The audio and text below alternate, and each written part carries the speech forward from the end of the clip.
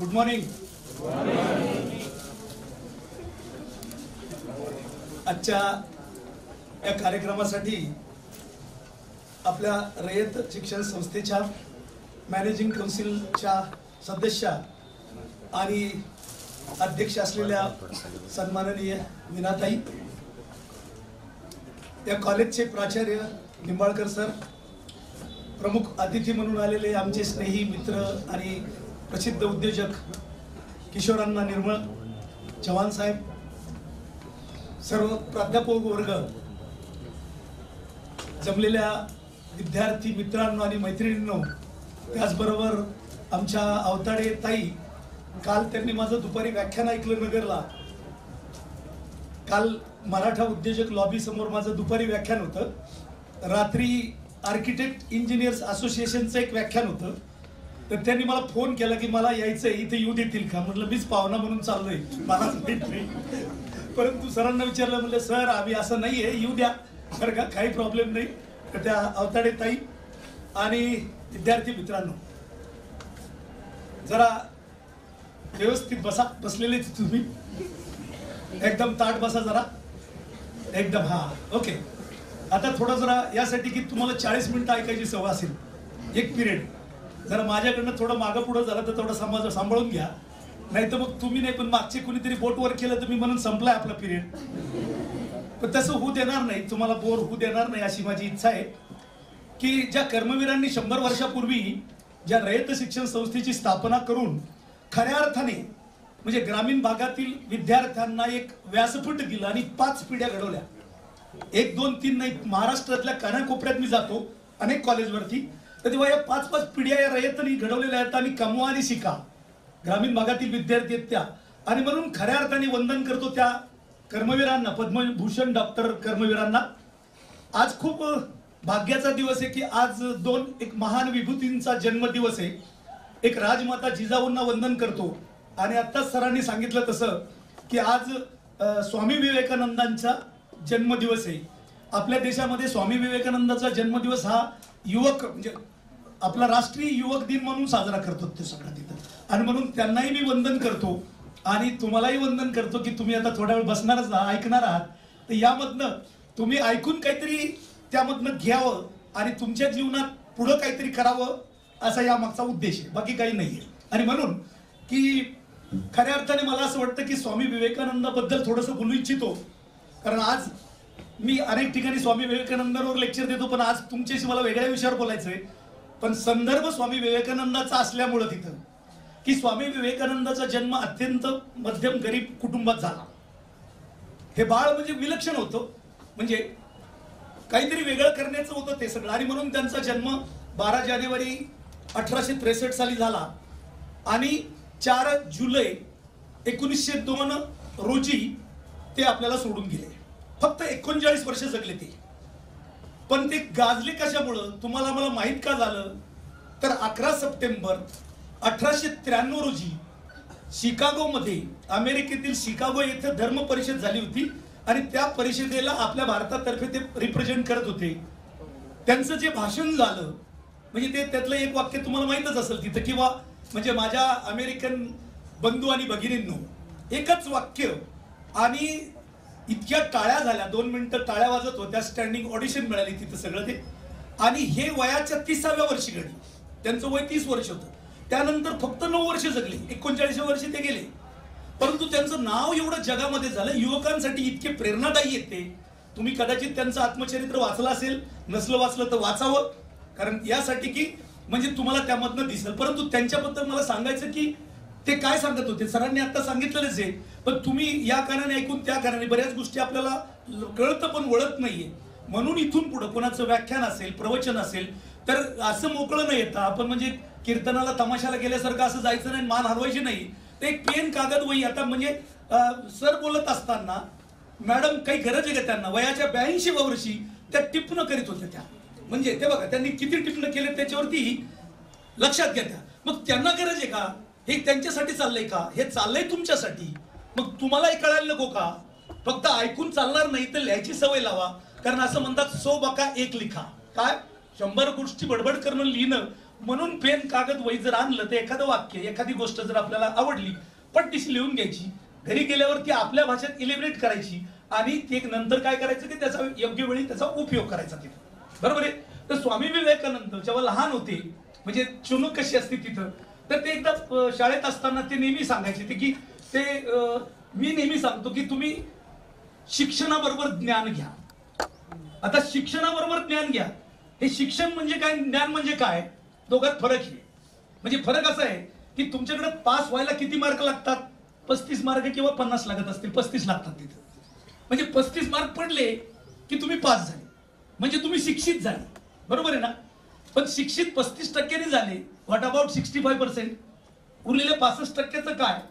म्हणजे तुम्हाला ज्ञान म्हणजे 65%, शिक्षण म्हणजे 35%, आणि जीवनात यशस्वी व्हायचं तर 100% पाहिजे. काय पाहिजे. म्हणून स्वामी विवेकानंद शाळेत असताना परीक्षेत पेपर दिला, 60 प्रश्नाचं प्रश्न होते आणि सूचना होती कोणतेही 50 सोडा. स्वामी विवेकानंदांनी पेपर सोडला आणि लिहिलं की 60 पैकी कोणतेही 50 तपासा, तुम्हाला जे वाटतं ते तपासा. याला म्हणतात कॉन्फिडन्स, याला म्हणतात आत्मविश्वास, याला म्हणतात ज्ञान. काय म्हणतात ज्ञान, तुम्ही ज्ञानी बना. काय स्वामी विवेकानंदांनी आणखीन सांगितलं तिथं, जीवनात यशस्वी व्हायचंय तर उठा, चालायला लागा, आणि जोपर्यंत तुमची मंजिल तुम्हाला मिळत नाही, तुमचं ध्येय मिळत नाही, तोपर्यंत चालत राहा, चालत राहा आणि चालत राहा. आणि म्हणून असं म्हणतात की मंजिल को तू मत भूल, कदम मिलाकर चल, सफलता तेरे चरण चुमेगी, आज नहीं तो कल, आज नहीं तो कल. आणि म्हणून की त्यांनी सांगितलं की तुमचं लक्ष, ध्येय, मंजिल तुम्हाला कळालं पाहिजे, तुमचा गोल तुम्हाला कळायला पाहिजे, मला काय करायचं ते, बरोबर आहे का नाही ते. आणि तोपर्यंत तुम्ही चालत राहा. पण लहान असताना एकदा ते शाळेत असताना परीक्षेला चाललं होतं ते, आणि ते आईकडे गेले, म्हणे आई मी पास होईल का. ते म्हणे मी नंतर सांगते, स्वयंपाक करत होते आई त्यांच्या. तर ते म्हणे ते तिथं माझा जो चाकू पडला तेवढा चाकू दे. ते चाकू घेतला विवेकानंदांनी, आणि आपण चाकू देतो ना असं, तिथं त्यांनी उलटा दिला, म्हणजे पातं धरलं, जनरली आपण मूठ धरतो ना, तर पातं धरलं आणि मूठ आईकडे केली. आईकडे गेल्यावर आई म्हणे हे असं काय केलं तू, उलटा का चाकू धरला. ते म्हणे आई मला असं वाटतं की ते पातं धारदार आहे, आणि जर समजा मी मूठ धरली आणि तुझ्या हाताला जर लागलं तर रक्त निघेल तिथं. म्हणजे स्वामी विवेकानंद दयाळू म्हणायचे, दयाळू बना, दयावान बना, दयावान बनले तर तुम्ही जीवनात यशस्वी होऊ शकता. ते सगळं तिथं स्वामी विवेकानंदांनी, म्हणजे त्यांच्या गुरुप्रती, म्हणजे ते 24व्या वर्षी त्यांनी ब्रह्मचर्याचं व्रत घेतलं, स्वामी झाले. ते नरेंद्र नाव होतं त्यांचं, नरेंद्र होतं, नरेंद्रजी स्वामी विवेकानंद झाले, बरोबर आहे. तर ते जेव्हा त्यांनी शिकागोमध्ये भाषण दिलं, ते इतकं गाजलं. ते काही फिरत असताना, म्हणजे अमेरिकेतच फिरत असताना एक सुंदर तरुणी आली, म्हणजे आणि त्यांना भेटली, म्हणे नमस्कार नमस्कार केला सगळं. म्हणे सर तुमच्या विचाराने मी इतके प्रभावित झालेले आहे, काय विचार आहेत प्रगल्भ वगैरे इतके मोठे आहेत सगळे तिथं. सर तुम्हाला एक विनंती माझी, काय की मी तुम्हाला जेव्हा पाहिलं ओळखलं तेव्हाच मी ठरवलं की बा आता तुमच्याशी लग्न करायचं. काय करायचं, तुमच्याशी लग्न करायचं, आणि म्हणून माझी पत्नी म्हणून तुम्ही स्वीकार करावा ही माझी हात जोडून विनंती. स्वामी विवेकानंद म्हटले की ताई म्हणजे हे काय बोलताय तुम्ही, मी ब्रह्मचारी राहायचं म्हणजे जन्मभर ब्रह्मचारी राहायचं वचन घेतलं, आणि मी शक्य नाही, it is not possible at any cost, शक्य नाही. पण ती काय हट्ट सोडत नव्हती, सुंदर तरुणी होती एकदम. आणि असं बोलल्यानंतर ते परेशान झाले, ते ऐकायला तयार नाही, माघार घ्यायला तयार नाही. शेवटी म्हणे की तुम्हाला माझी पत्नी व्हावं असं का वाटतं तिथं. तर तिने सांगितलं की मला असं वाटतं की तुम्ही इतके बुद्धिमान आहेत, इतके विचारवंत आहात, तर असा मुलगा मला तुमच्या म्हणजे माझ्या पोटी यावा ही माझी अपेक्षा आहे. असं म्हटल्याबरोबर क्षणाचाही विलंब न लावता एवढीच इच्छा आहे ना म्हणे, आजपासून तुम्ही माझ्या मातोश्री, मी तुमचा पुत्र. काय, मी तुमचा पुत्र. आणि असं बोलल्याबरोबर त्या तरुणीने, म्हणजे त्या बाईने अक्षरशः पायावर लोटांगण घातलं. म्हणे तुम्ही धन्य आहात. म्हणजे काय आहात तुम्ही माणूस नाही, तुम्ही देव आहात म्हणे, देवरूपी आहात म्हणे. ते सगळं म्हणजे स्त्रियांच्या प्रती आपल्या भावना, म्हणजे बहीण, आई, काय म्हटलं मी, ही स्त्री ही क्षणाची पत्नी असते पण अनंत काळाची माता असते. हा संदेश युवकांमध्ये गेला पाहिजे, त्यांना समजलं पाहिजे काय असतं का आपण त्या स्त्रीशिवाय आपण कोणाच्या तरी पोटी जन्म घेतलेला आहे का नाही तो सगळा. आणि म्हणून स्वामी विवेकानंद नेहमी सांगत होते तिथे की म्हणजे जर तुम्ही तुमच्या गुरुच्या प्रती, आई वडील आणि गुरुच्या प्रती शेवटपर्यंत कृतज्ञ राहा, त्यांना म्हणजे त्यांच्याबद्दल आदर व्यक्त करा. कारण हे दोनच व्यक्ती असे असतात की त्या शेवटपर्यंत तुम्हाला समजून सांगायचं काम करतात. बाळा भाऊ असं करू नको, तसं करू नको, तसं करू नको. जेव्हा तुम्ही मार्केटमध्ये उतरताल ना तेव्हा ते तुम्हाला शिक्षा अगोदर करतील आणि नंतर शिकवतील. पण आई वडील आणि गुरुजन शेवटपर्यंत सांगतात की नाही तू चुकतोय, तू चुकतोय. आणि म्हणून यासाठी तुम्हाला म्हणजे स्वामी विवेकानंदांबद्दल तुम्हाला समजून घेणं, त्यांच्यातले अनेक विचार आहेत. आज विषय तो नाहीये, मला थोडीशी प्रस्तावना करायची ती म्हणून मी केली. पण मित्रांनो मला असं वाटतं की आपण खूप भाग्यवान आहोत. तुम्ही आम्ही खूप भाग्यवान आहोत यासाठी की परमेश्वराने तुम्हाला मला माणसाचा जन्म दिलेला आहे. जर त्यांनी ठरवलं असतं तर 84 लक्ष योनीपैकी कुठल्याही प्राण्याच्या पोटी जन्म दिला असता, पण नाहीये. तो खूप कृपाळू आहे, दयाळू आहे. आणि म्हणून त्यांनी आपल्याला माणसाचा जन्म दिलाय की जो सर्वात श्रेष्ठ आहे. बुद्धी आणि वाचा नावाची गोष्ट परमेश्वराने जास्त दिलेली, म्हणून मानवाने इतर प्राणी मात्रावर राज्य केले, त्यांना आपलं गुलाम केले.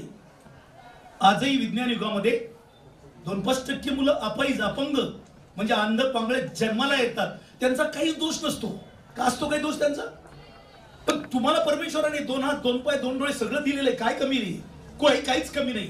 आणि म्हणून तुम्हाला जीवनात जर यशस्वी व्हायचं असेल तर प्रथम त्या परमेश्वराचे, दुसऱ्यांदा आपल्या माता पित्याचे आभार माना.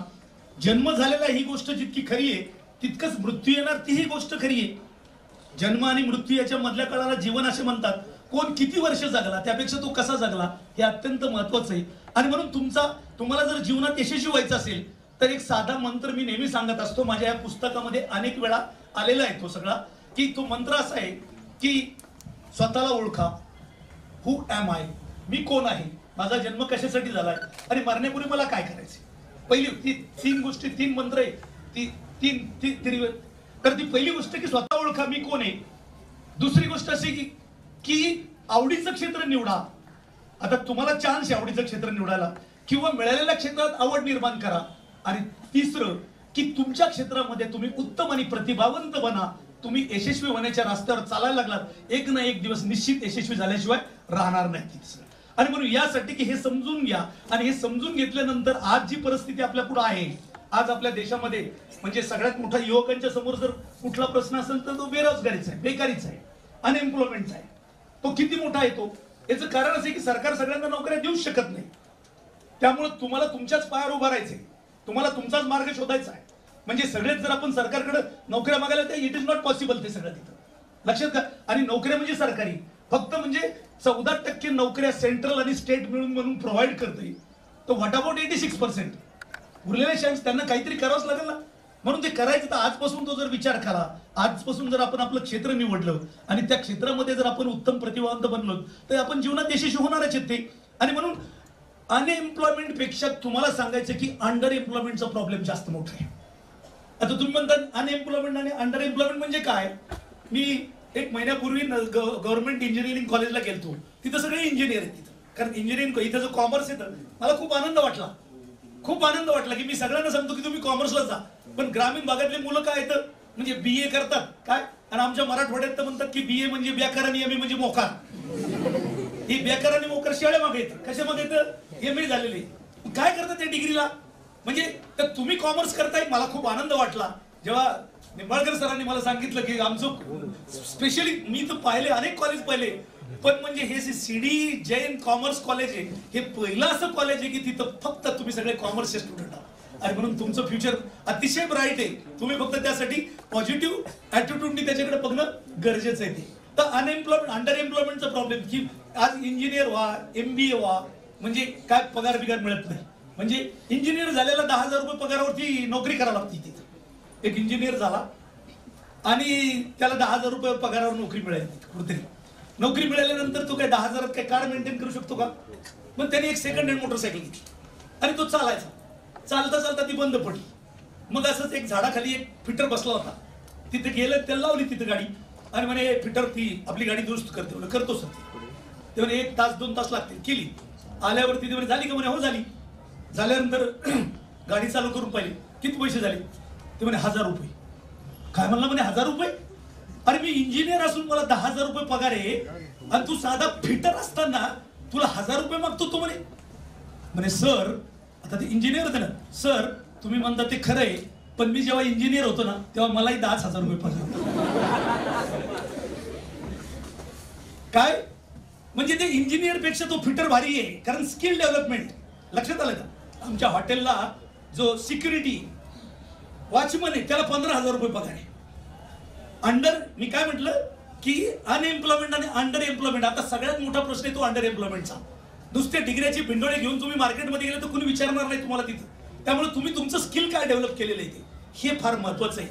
आणि म्हणून हे करत असताना आज जग खूप बदलतंय. म्हणजे काय होतंय, जग प्रचंड बदलतंय. म्हणजे इतकी स्पीड भयानक आहे, इतकी भयानक आहे की असं म्हणतात change your life or crash your life. म्हणजे आजपासून आम्ही लहान होतो तेव्हा आमच्याकडं ज्याच्याकडे जास्त शेती होती, जमीन होती, त्याला जमीनदार म्हणायचे. तो श्रीमंत होता, बरोबर आहे ना, श्रीमंत होता. मग नंतर काय झालं, काळ बदलत गेला. मग नंतर बऱ्याच रेव्होल्युशन्स आल्या, क्रांती घडल्या आपल्या देशामध्ये, जगामध्ये. एक इंडस्ट्रियल रेव्होल्युशन झाली. इंडस्ट्रियल रेव्होल्युशन मध्ये ज्यांच्याकडे कारखाने, ज्यांच्याकडे मशिनरी, म्हणजे टाटा, बिर्ला, अदानी, अंबानी, ते श्रीमंत झाले, बरोबर आहे की नाही. म्हणजे कारखानदारी वाढली ती सगळी तिथं. आता मात्र की त्याच्याही पेक्षा काळ बदललाय की आता तुम्हाला कारखाने बिरखाने नाही, तर ज्याच्याकडे नॉलेज आहे, ज्याच्याकडे इन्फॉर्मेशन आहे, ज्याच्याकडे डेटा आहे, ते आज जगात श्रीमंत आहेत. तुम्ही पाहिलं की नाही मला माहित नाही तिथं, पण जगातला सगळ्यात श्रीमंत माणूस कोण आहे माहिती आहे तुम्हाला? कोण सांगा, पटदिशी सांगा. एलन मस्क आहे. ओके, एलन मस्क आहे. एलन मस्कने असं जसं आपण दिवाळी दसऱ्याला कपडे घेतो, चालता चालता चपला घेतो, त्यासाठी काही प्रोव्हिजन करावं लागत नाही. मागच्या फेब्रुवारीमध्ये म्हणजे 11 महिन्यापूर्वी त्यांनी चालता चालता एक ट्विटर नावाची गोष्ट विकत घेतली. हा ट्विटर माहित असेल तुम्हाला, तेवढं माहित असेल. ती गुगल, ट्विटर, व्हॉट्सअप, अमकट अमकट ते माहिती आहे. तर ते ट्विटर विकत घेतलं. ते कितीला घेतलं? $42 बिलियन. किती? $42 बिलियन विकत घेतलं. आता $42 बिलियन म्हणजे किती रुपये भारतीय रुपयात? ते जाऊ दे, तुम्हीच कॅल्क्युलेट करा आणि कार्यक्रम संपल्यावर मला सांगा, नाहीतर तुमच्या सरांना सांगा की सर मला कळतंय, कारण मी कॉमर्सचा विद्यार्थी. काय 83 रुपये भावे असं समजा तुम्ही डॉलरचा. किती होते जरा तुमची परीक्षा घेता येईल ना, किती मुलांना येतंय? कमीत कमी मी भाषण संपल्यानंतर जर वर हात केला ना तुमच्यापैकी ज्या किती विद्यार्थी वर हात करा मला माहित नाही, पण मग मी समजाल की बाबा तुम्ही खरंच हुशार आहे. काय तर जाऊ देते. एनिवे, तर ते ट्विटर विकत घेतलं. तर ते ट्विटर म्हणजे किती 100 एकर शेती आहे का? कारखाने आहेत का? नाही, ते कारखाने नाही, इन्फॉर्मेशन अँड टेक्नॉलॉजी आहे. आज तुम्ही पाहत असताल म्हणजे की अमेझॉन नावाची कंपनी आहे. काय म्हणजे तुम्ही पाहिलं असेल किंवा म्हणजे ओला, उबेर, म्हणजे हे तुम्ही नाव ऐकले असतील तिथं, बरोबर आहे की नाही. स्विगी, झोमॅटो हे तर नाव ऐकलं का नाही? ते ऐकलं असेल, ते तुम्हाला माहिती आहे. ओके, बरं का. किंवा ओलो नावाची ह्या कंपन्या ज्या आहेत या कंपन्या, नॅपडोल नावाची कंपनी, या कंपन्या काहीच करत नाही, कुठलंच प्रोडक्शन करत नाही. त्या फक्त इन्फॉर्मेशन आणि टेक्नॉलॉजीवर चालतात. काय करतायत त्या? ते फक्त त्यांचं सॉफ्टवेअर आहे, त्यांचं ऍप आहे, त्यांचं प्रोग्राम आहे, बाकी काही नाही. त्याच्यावरच चालतात. करोडो अब्जावधी रुपये कमवत आहेत. काळ कसा बदललाय लक्षात ठेवा. काळ म्हणजे कसा बदललाय की जुन्या काळी आम्ही शेती करायचो, म्हणजे मजूर लावून शेती करायचो. आता तो आमचा जेसीबी आला, पॉकलान आला. काय झालं? कमी वेळामध्ये कमी पैशामध्ये जास्त काम व्हायला लागलं, बरोबर आहे की नाही तिथं. त्याच्यानंतर बऱ्याच गोष्टी घडत चाललेल्या आहेत त्या सगळ्या. आणि हे इन्फॉर्मेशन आणि टेक्नॉलॉजीमुळे काय काय घडतं आणि काय काय घडणार आहे त्याच्याबद्दल थोडंसं तुम्हाला सांगणार आहे. ठीक आहे की आज तुम्ही बघताय की तुमच्या हातात सगळ्यांच्या हाताकडे मोबाईल आहे ना. मोबाईल, हा मोबाईल फार दिवस तुमच्या हातात राहणार नाहीये. आता एक म्हणजे स्मार्ट रिस्ट वॉच येणार आहे, ते 10 वर्षानंतर हे मोबाईल राहणार नाही, ते रिस्ट. हा मोबाईल तरी आता आला हो, 92-93 नंतर आला. त्याच्या अगोदर एक पेजर आलता, काय आम्ही कमरेला लावायचं पेज. काय म्हणजे त्याच्या अगोदर हे काही नव्हतं, ते सगळं तिथंच. पण ही काळ बदलतोय, इतका झपाट्याने बदलतोय. मागच्या 100 वर्षात जेवढा बदल झालाय त्याच्यापेक्षा जास्त बदल मागच्या 10 वर्षात झालाय. त्याच्यापेक्षा जास्तीचा बदल पुढच्या 1 वर्षात होणार आहे. काय होणार आहे? आणि म्हणून ही इन्फॉर्मेशन अँड टेक्नॉलॉजी मध्ये काय चॅट जीपीटी ऐकलं की तुम्ही? हा, ऐकलं असेल तुम्ही चॅट जीपीटी. ओके, तर हे चॅट जीपीटी काय, गुगल काय तुम्हाला माहिती आहे की गुगल हे फिडेड इन्फॉर्मेशन देते. मला नगरला जायचं रस्ता माहित नाही, नेव्हिगेशन लावलं की तो सांगतो इकडून जा, तिकडून जा, तिकडून जा. आता म्हणजे ड्रायव्हरलेस कार आलेले आहेत, हे तुम्हाला माहिती आहे, बरोबर आहे की नाही. म्हणजे हे काळ कसा बदलतोय ते हो, आणि आपल्याला कसं बदलायचंय ते. म्हणजे इन्फॉर्मेशन आणि टेक्नॉलॉजी, रोबोट आलेले आता, बातम्या द्यायला लागलेले, आता माणसं लागत नाही. ते तुम्ही 2010ला तो एक रोबोट नावाचा पिक्चर आलता, तुम्ही पाहिला का सगळ्यांनी? हो, पाहिला. ओके, त्याच्यामध्ये रजनीकांत नावाचा हिरो आहे, बरोबर आहे ना. आणि तो एक चिटी नावाचा त्याचा तो काय चिटी, तो रोबोट आहे, रोबोट. आणि तो रोबोट हा चिट्टी, बरोबर काय चिट्टी, बरं का. ओके, तर ते चिठ्ठ्या वगैरे वापरत नाही तर तुम्ही? ओके, हरकत नाही, बरं का. तर तो चिटी आहे, तर तो हा सायंटिस्ट असतो, तो वेगवेगळे प्रयोग करतो, त्याला सांगतो असं कर तसं कर, एकाचे 10-100 करतो वगैरे वगैरे. हे सगळं पाहिलेलं आपण ते.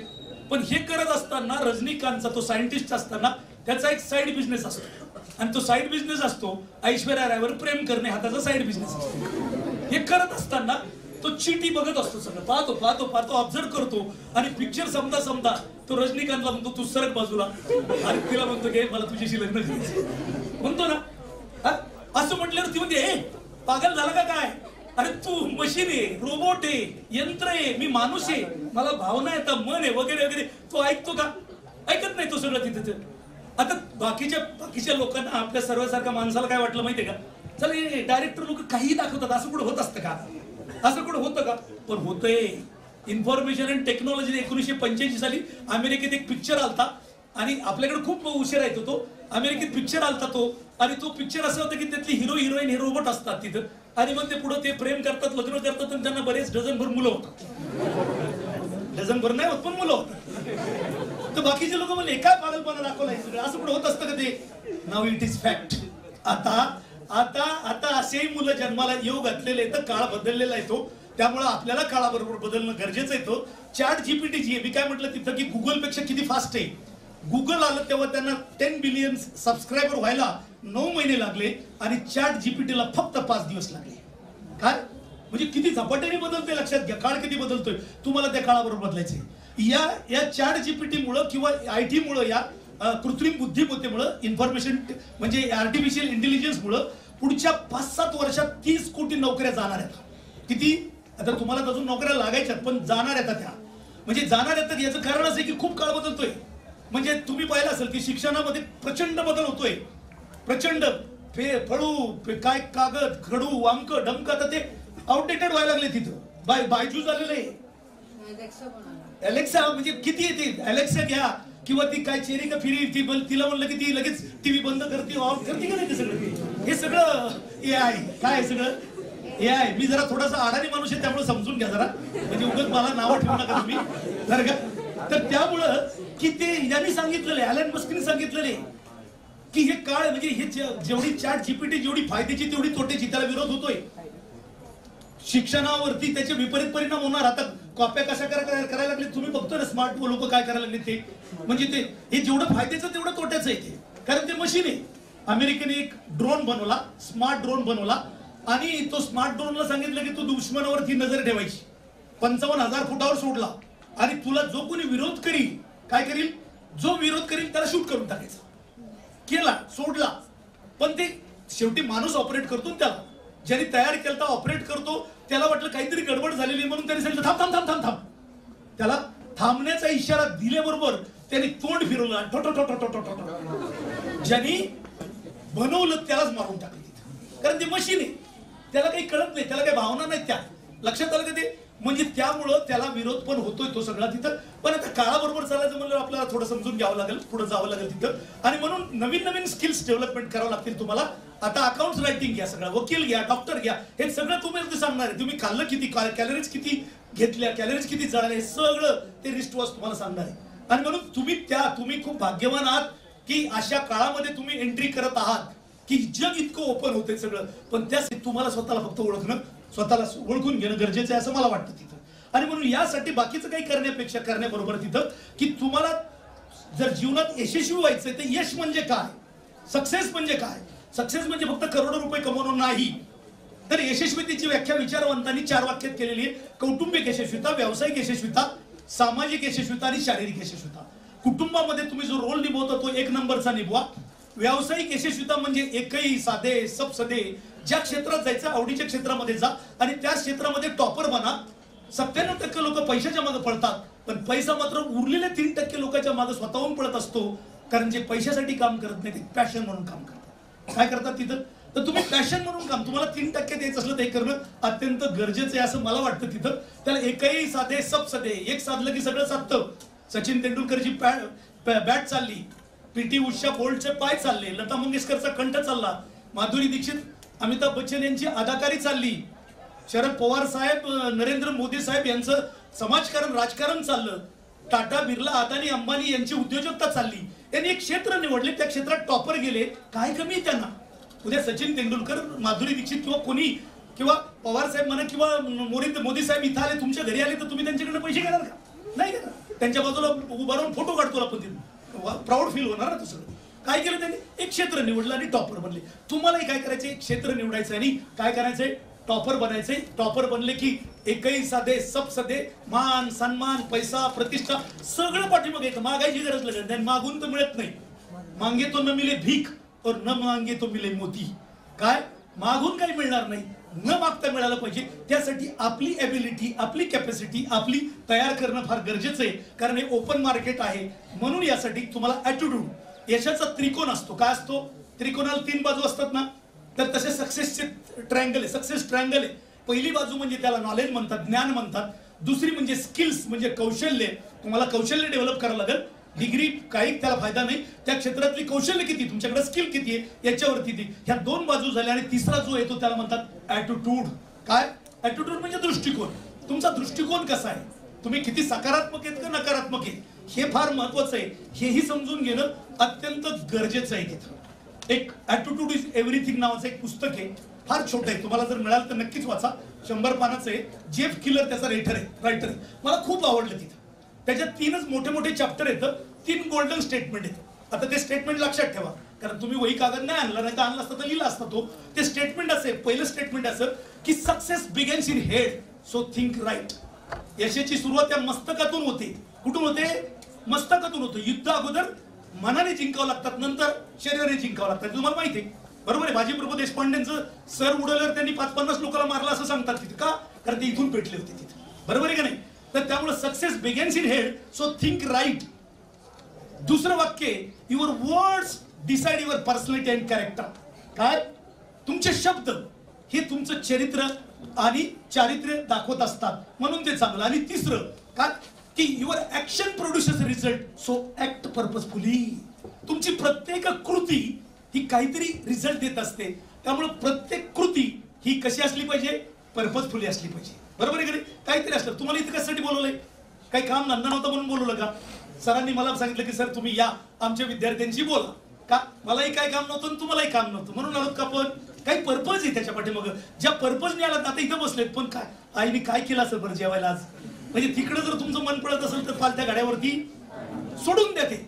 आता लॉयन, सिंह, राजा नेहमी पॉवरफुल असतो. बरोबर आहे ना? तो जिथं बसतो त्याला काय म्हणतात? सिंहासन. काय म्हणतात त्याला? तुम्ही बसलात ते सिंहासन आहे का तुमचं? असलंच पाहिजे ना सिंहासन. राजा जिथे बसतो, छत्रपती जिथे बसायचे त्याला सिंहासन म्हणायचे. बरोबर आहे ना? पण सिंहालाच म्हणतात सिंहासन. सिंहालाच म्हणतात सिंहावलोकन. सिंहावलोकन म्हणजे रिव्ह्यू. काय समजलं तुम्हाला मला काय म्हणायचं ते? तुम्ही कधी रिव्ह्यू घेता का? सिंहावलोकन करता का? आपण कुठं चाललो, काय चाललो, whether we are on the right track or not, check करायला पाहिजे ना ते. तर राजा हा सर्व गुण संपन्न असतो. मग जंगलचा राजा सिंह आहे तर तो सर्व गुण संपन्न आहे का? सगळ्यात वजनदार आहे का? नाही. हत्ती त्याच्यापेक्षा वजनदार आहे. सगळ्यात उंच आहे का? नाही. जिराफ त्याच्यापेक्षा उंच आहे. सगळ्यात चपळ आहे का? नाही. हरिण 90 किलोमीटर ताशी पळतो, सिंह 60 किलोमीटर पळतो. म्हणजे चपळ पण नाहीये. हुशार आहे का? नाही. त्याच्यापेक्षा लांडगा हुशार आहे. मग हे सगळे गुण दुसऱ्या प्राण्यात असताना हा सिंहच जंगलचा राजा का? तर ॲटिट्यूड इज एव्हरीथिंग. हे 3ही वाक्य त्याला लागू होतात. काय? Success begins in head, so think right. त्यामुळे तो समोर बसला रे बसला, कोणी काय हत्ती बघून येतं, गवा बघून येतं, हरिण बघू, तो बसला की याच्या तोंडावर पाणी सुटतं. ब्रेकफास्ट आला वाटते काय? पण त्याच वेळेस त्या हरणाने याला पाहिलं की त्याला भूक लागलेली, त्याची तहान भूक पळून जाती. काय? नको नको, मला नाही, पाणी नको, जेवण नको, आपलं चला इथून. Attitude is everything. दुसरं रिझल्ट, सिंहाची पहिली झेप काय पुढच्या प्राण्याला अर्ध गर्भगळीत करून टाकते. काय? त्याच्याकडे ताकद नाही, त्याच्याकडे काही नसताना ॲटिट्यूड इज एव्हरीथिंग. त्यामुळे आजपासून तुमचा ॲटिट्यूड हा कसा असला पाहिजे? सकारात्मक असला पाहिजे. काही जरी झालं, दुनिया इकडे तिकडे झालं, तर मी माझा ॲटिट्यूड खराब करणार नाही, हे तुम्ही पाहिलं पाहिजे, ओळखलं पाहिजे. म्हणजे जीवनात तुम्ही यशस्वी होताल. आणि एक लक्षात घ्या की म्हणजे काय म्हणून जन्म घ्यावा, कुठं जन्म घ्यावा, आपल्या हातात आहे का? आपल्या आई वडील निवडायचा आपल्याला अधिकार आहे का? जे मिळाले ते सर्वोत्कृष्ट आहेत. काय? आपल्याला म्हणजे जात पात पंथ गाव वगैरे काय जे मिळाले ते सर्वोत्कृष्ट असं मानायला सुरुवात करा. कारण तुम्ही जर चुकीचं मानलं तर मग तुम्हाला येईल तिथं. आणि म्हणून म्हटलं की तिथं की काय म्हणून जन्म घ्यावा. मी माझ्यासारखा मुलगा नाही राहिलो, आता बुड्ढा झालोय. नाव आय एम 68. किती? हो, तुमच्या 3 फूट 4 फूट असं मला वाटतं. ओके, जे काय असेल. काय माझा जन्म कुठं झाला माहितीये का? त्यांनी सांगितलं सरांनी की बीड जिल्ह्यात. बीड जिल्ह्यात आष्टी तालुक्यात माझं एक मांडवा नावाचं गाव आहे बरं का. ज्या गावामध्ये म्हणजे ज्या गावाचं नाव आता तुमच्या बऱ्याच लोकांच्या कानावर आलं असेल, राष्ट्रपती भवनातून आवाज आला काय की म्हणजे ऐकलं असेल तुम्ही, साबळे नावाचा मुलगा, माहितीये तुम्हाला, ऐकलंय? ऍथलेटिक्स मध्ये अडथळ्याच्या शर्यतीमध्ये अविनाश गोविंद साबळे काय अर्जुन पुरस्कार विजेता, तो माझ्या गावचा आहे. काय ज्या गावात मी राहिलो त्याचे आजोबा आमची इथं सालदार म्हणून होते. त्याच्या आजोबांनी मला लहानपणी अंगा खांद्यावर खेळवलेले, म्हणून म्हटलं काय म्हणून जन्म घ्यावा हे आपल्या हातात नाही, पण काय म्हणून जगावं, काय म्हणून जगावं हे तर आहे ना तिथं सगळं. तिथं मी त्या अशा गावात जन्माला आलो जिथं की आमचं गाव, आमचा तालुका तुम्हाला माहिती आहे सगळं. आमच्या लहानपणी आमचं अर्ध गाव तर गाव सोडून जातं 6 महिने. कुठं चालले? बेलापूरला चालले. कुठं चालले? हे बेलापूर काय भानगड मला माहितच नव्हतं का. ते 2 वर्षापूर्वी निर्मळ सरांनी म्हणजे अण्णांनी आम्हाला बोलवलं होतं मला, जेव्हा ते संभाजीराजे आलते इथं आणि इथल्या मराठा उद्योग लॉबीच्या काही 50-60-100 लोकांचा सत्कार करायचा होता आणि माझं व्याख्यान होतं आणि संभाजीराजे काय करणार होते, ते ट्रॉफी हे देणार होते ते सगळे तिथं. तर त्यावेळेस मोठा कार्यक्रम झाला होता, तिथं रॅली काढली होती श्रीरामपुरात आणि स्टेजवर मी आणि राजे फक्त दोघं जण.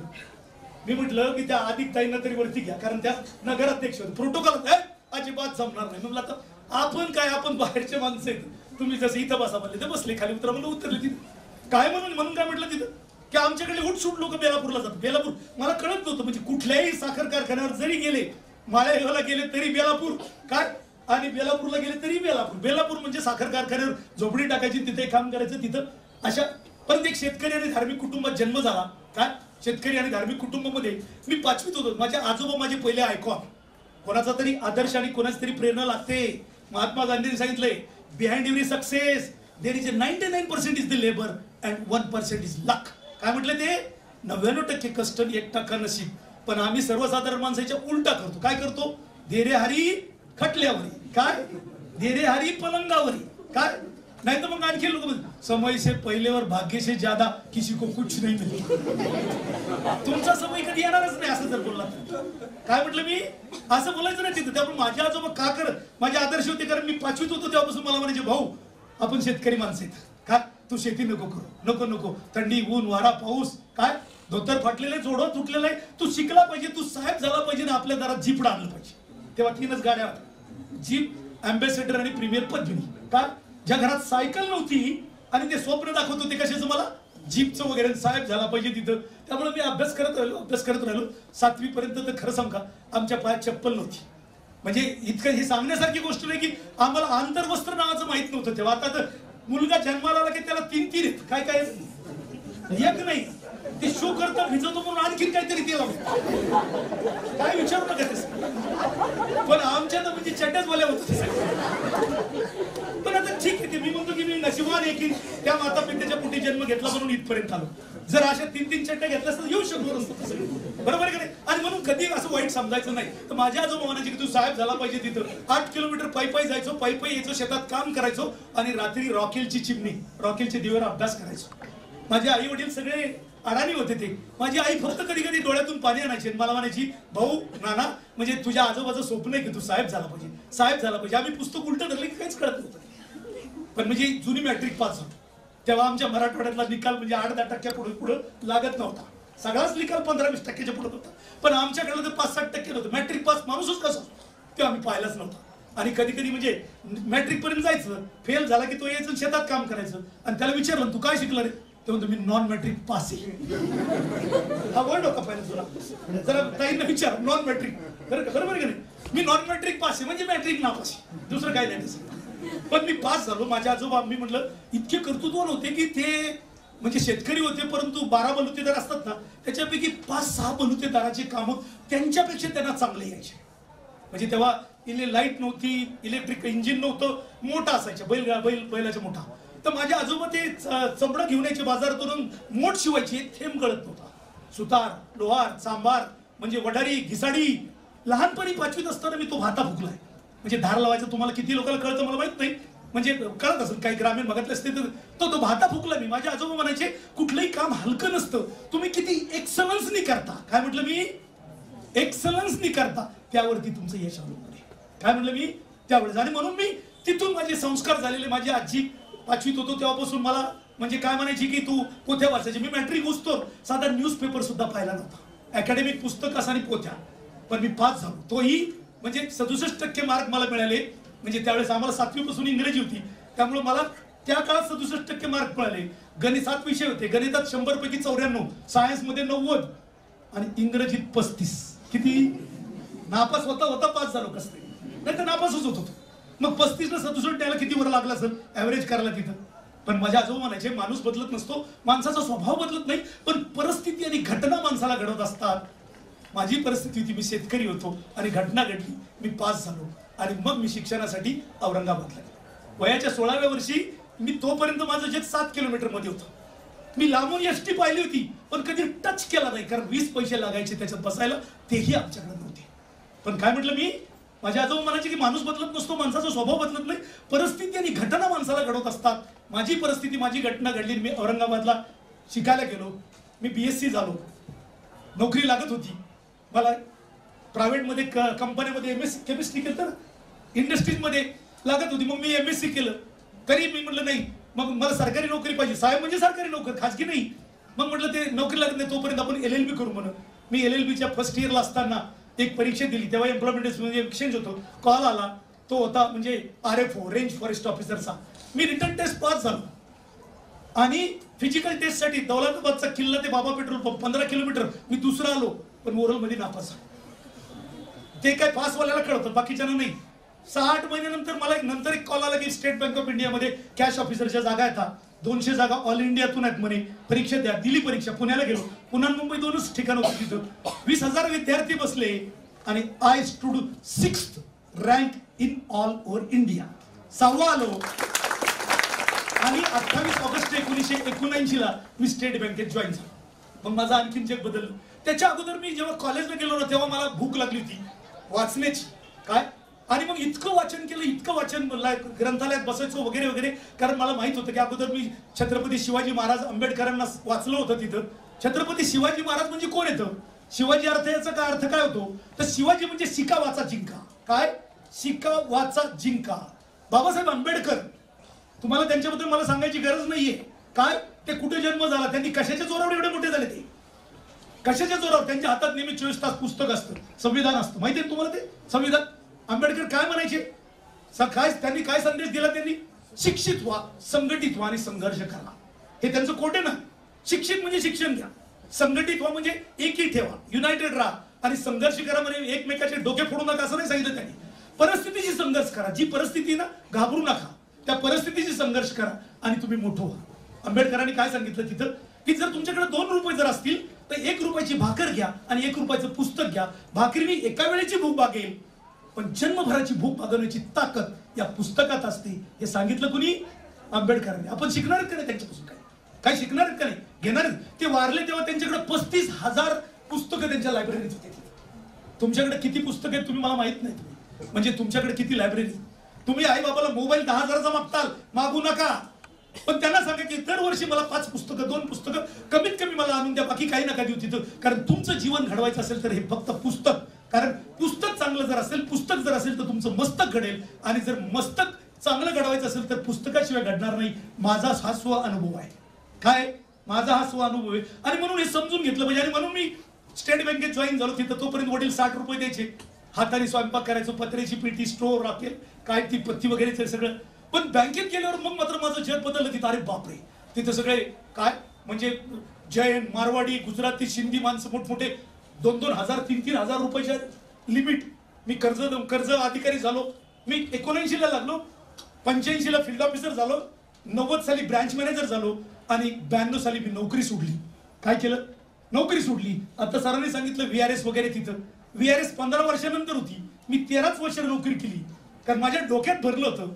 97% लोकांनी सांगितलं येडा झाला काय, पाटलांच्या पोरांना नोकऱ्या लागत नाही, लागल्या तर DCC बँकेच्या पलीकडे आपली मजल नाही. स्टेट बँक एवढी मोठी, तू नोकरी सोडायला चाललो तिथं. पण म्हणजे ध्येय माणसं जे असतात ना, काय ते बाकीचं त्यांना काही दिसत नाही, ते फोकस करतात. ते तुमचा फोकस काय तर तुम्हाला पाहणं अत्यंत गरजेचं आहे. आणि मी ती नोकरी सोडली, नगरला आलो आणि मला इन्शुरन्स मध्ये काम करायचं. का करायचं ते वगैरे इतकं सांगायला वेळ नाही, मला शॉर्ट मध्ये घ्यायचं. ते जर तुम्हाला ऐकायचं असेल, पाहायचं असेल तर या पुस्तकामध्ये सगळं लिहिलेलं आहे. हे 2 पुस्तकं मी तुमच्या कॉलेजला देतोय. हे राजहंस प्रकाशनाने प्रकाशित केलं. याच्यामध्ये 30% माझी बायोग्राफी आहे. म्हणजे मी इथपर्यंत आलो हे फक्त असं टेक ऑफ करत करत करतो आलो असं नाहीये. बऱ्याच लोकांना असं काय तुम्ही फार नशीबवान आहेत, तुम्हाला चांगले चांगले गुरु भेटले, चांगलं कॉलेज भेटलं, चांगले काय आईबाप भेटले, आमचे सगळेच वाईट काय असं नसतं. मी काय म्हटलं तिथं अप्स अँड डाऊन अनेक माझी सुरू केलेल्या कंपनीतून माझ्याच कंपनीतून माझ्या पार्टनरी मला काढून टाकलं. होतेच नव्हतं झालं. स्टोन क्रेशरवर दगड टाकीत होतो. स्टेट बँकेचे 11,000 रुपये पगार, ब्रांच मॅनेजर पदाची नोकरी 92 साली 11,000 रुपये. स्टेट बँक इतके फॅसिलिटी कुठं नाही. स्टेट बँक इतका पगार मी जर राहिलो असतो तुम्हाला 2-1 लाख रुपये पगार मिळाला असता. रिजनल मॅनेजर झाला असतो. माझ्या कुटुंबाचं सगळं भलं झालं असतं. पण माझं तेवढ्यात समाधान नव्हतं. माझं काय होतं, कारण तेवढ्यात समाधान का नव्हतं, कारण मला काहीतरी वेगळं करायचं होतं. का वेगळं करायचं होतं, कारण मला माझा राग आला. आपल्याला राग कोणाचा येतो, दुसऱ्याचा राग येतो. एकच घटना सांगतो, वेळ नाहीये, फटाफट फटाफट लवकर सांगायचे. अजून तुमच्याबद्दल मला बोलायचंय. माझं झाल्यानंतर तुमच्याबद्दल थोडंसं सांगणार आहे. काय नाही तर मी 2-3 तास सोडणार नाही, पण 40 मिनिटं झाली मला सांगा. काय फटदिशी म्हणजे आपलं लवकर लवकर. तर ते एकदा बँकेच्या कामानिमित्त मी मुंबईला गेलो. बँकेचे काम होतं, औरंगाबादून मुंबईला गेलो. पहिल्यांदा मुंबईला गेलो. सकाळी 6 वाजता बॉम्बे सेंट्रलला उतरलो. तिथे एक 4 आण्याचं वाटाड्या नावाचं पुस्तक होतं, ते घेतलं. त्याच्यात मुंबईची माहिती होती सगळी. तिथून कोणती बस जाती म्हणजे फोर्टला, तिथं आमचं हेड ऑफिस होतं. तिथे हेड ऑफिसला गेलो.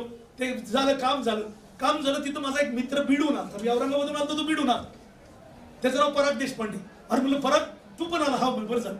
अरे म्हणलं पराग आपल्याला एक काम करायचं. ते म्हणजे काय, आमच्या गावाकडे असं म्हणतात की जीवाची मुंबई एकदा तरी करा. काय ती मुंबई कशी तिथं बघायची. म्हणलं जीवाची मुंबई ती करायची. त्याला काय प्रॉब्लेम नाही, मी बऱ्याच वेळेस आलेले म्हणलं तिथे. म्हटलं मी पुस्तक घेतले, पण ते म्हणलं ते मला विमान पाहिजे फार हौशी आहे. कसं असतं विमान, वरून पाहिलंय पण जवळून पाहायचं ते. हा म्हणलं सांताक्रूजला आहे ते सगळं. म्हटलं काय किती नंबर, आम्हाला माहिती आहे सगळं. मी म्हणलं डबल डेकर जाऊ, वरून कशी मुंबई, खालून तर आमच्याकडे डबल डेकर नाही. काय आणि असं करीत करीत आम्ही सांताक्रूज विमानतळावर गेलो. तिथे काचेतून विमान पाहायची सोय होती. आणि मी ते विमान असं काचेतून पाहिलं आणि पाहिल्याबरोबर विमान खाली उभं होत होती. पाहिल्याबरोबर माझ्या तोंडातून शब्द आले. म्हटलं अरे पराग काय बंबाडची बंबाड आहे रे. काय आता आम्ही मराठवाड्यातले माणसं ना. काय आणि तो पराग देशपांडे. तो म्हणतो हो धुमाळ पाटील विमान फार मोठे आहे. कारण देशपांडे.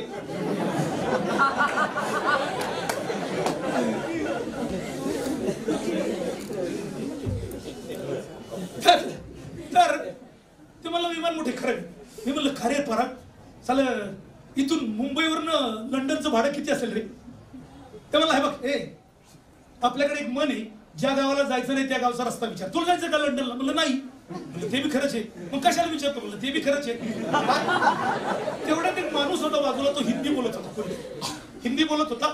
तेव्हा त्याला वाटलं माझे, मी 23-24 वर्षाचा होतो, जास्त वय नव्हतं. काय 23-24 वर्षाचा होतो. तो आला, हो मला इधर तुम्हाला नाम क्या आहे वगैरे त्यांनी सगळं विचारायचं. म्हणलं मग ते बीड आष्टी वगैरे वगैरे सगळं सांगितलं. ते सगळं त्यांनी एकच वाक्य विचारलं मला, सांगितलं ते म्हणे म्हणजे तुम्हाला माहिती, मी मराठीत सांगतो की शेळीने कधी उंटाचा मुका घेतला का म्हणे. काय म्हणतो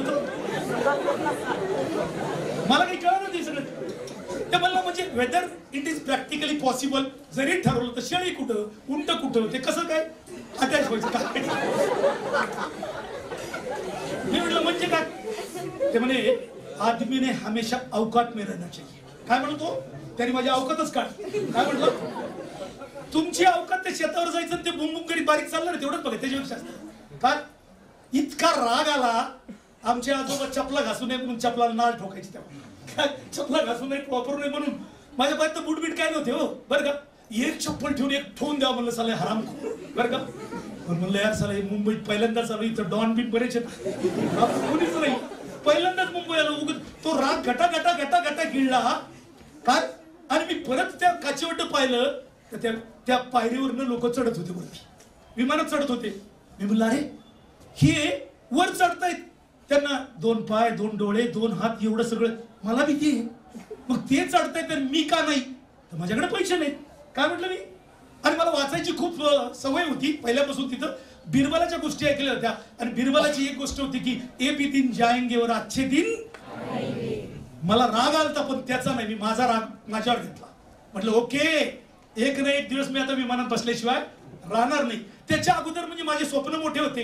काय मी 150 नॅशनल आणि आंतरराष्ट्रीय स्तरावरचे हिरोज त्यांचे चरित्र फक्त वाचले नव्हते, कोळून पिलो होतो. 7-8 डायऱ्या भरून घेतल्या होत्या. प्रत्येक व्यक्तीत काहीतरी चांगले गुण असतात. इथे जेवढे बसले तर यांच्यात प्रत्येकात चांगले चांगले गुण आहेत. तुमच्यात पण चांगले आहेत. चांगलं तेवढं घ्या, वाईट सोडून द्या. मी काय म्हणणार नाही की मी माझ्यामध्ये सगळं चांगलं आहे, माझ्यात काही वाईट असेल मला दिसत नाही ते काय घेऊ नका, पण चांगलं घ्या. त्यामुळे हे सगळं वाचलं होतं. त्यात लिहिलं होतं की बा ए बी दिन जाएंगे और अच्छे दिन आएंगे. त्याच्या अगोदर माझं मोठं स्वप्न होतं, म्हणून मी नोकरी बरोबर काय इन्शुरन्सची एजन्सी घेतली होती, विमा एजंट सांगतो. पण मी स्टेट बँकेत होतो त्यामुळे माझ्या नावावर माझ्या मिसेसच्या नावावर एजन्सी होती. दिवसात ते बँकेत काम करायचं, रात्रीच्या मग तिथून आल्यावर मग जोरात पळालो. मार्च एंड असतो इन्शुरन्स मध्ये, सगळीकडे मार्च एंड असतो. तर मार्च महिन्यात खूप बिझनेस केला आणि बिझनेस केल्यानंतर त्या महिन्याचं म्हणजे मार्च 84 काय तुमचा कोणाचा जन्म नव्हता तेव्हा 84ला की त्यावेळेस माझ्या मिसेसचं एका महिन्याचं उत्पन्न आलतं, कमिशन आलतं 11,000 रुपये. किती? आणि मला पगार होता 3,000 रुपये. काय 3,000 रुपये? फुल टाइमचे 3,000, पार्ट टाइमचे किती? म्हणलं बस काय, म्हणलं आम्ही पाटील माणसे काय, आणि मराठवाड्याचे तुमच्याकडे पाटील नाही काय, इकडले पाटील तिकडल्या पाटलात फरक आहे. कारण आमच्या पाटलांना एवढे पैसे मिळत नाही, आणि पैसे मिळाले तर आमच्या पाटलाला पैसे मिळाले ते पैसे फुकतात. तुम्हाला माहिती का कशात फुकतात? बिड्या फुकतील, सिगरेटी फुकतील, जुगारी दारूत फुकतील, आणि नाहीच काय जमलं तर कला केंद्रावर जाऊन फेटे फुकतील. म्हटलं आमचे पण मी त्या पाटलापैकी नाही. मला त्या माणसाला दाखवून द्यायचं होतं बदमाशाला काय की तो म्हणला की हे काय बुम बुम वरती तिथे सगळं. म्हणलं बस आता 11,000 रुपये मिळाले. माझ्यासारखा आनंदी कोणीच बनवून नव्हता. बँकेत अर्ज देऊन टाकला, सुट्टी काढली 10 दिवसाची. मी, माझी मिसेस आणि 11 महिन्याचा मुलगा औरंगाबादून हैदराबादला गेलो. आणि 15 ऑगस्ट 1984 तो दिवस माझ्या आयुष्यात पहिल्यांदा उजळला. काय? हैदराबाद ते तिरुपती बुम. काय? तिरुपती ते मद्रास म्हणजे आताचं चेन्नई बुंग. चेन्नई ते बेंगलोर आणि बेंगलोर ते पुणे बुंग आणि बुंगच, दुसरं काहीच नाही. 11,000 रुपये हवेत फुकले.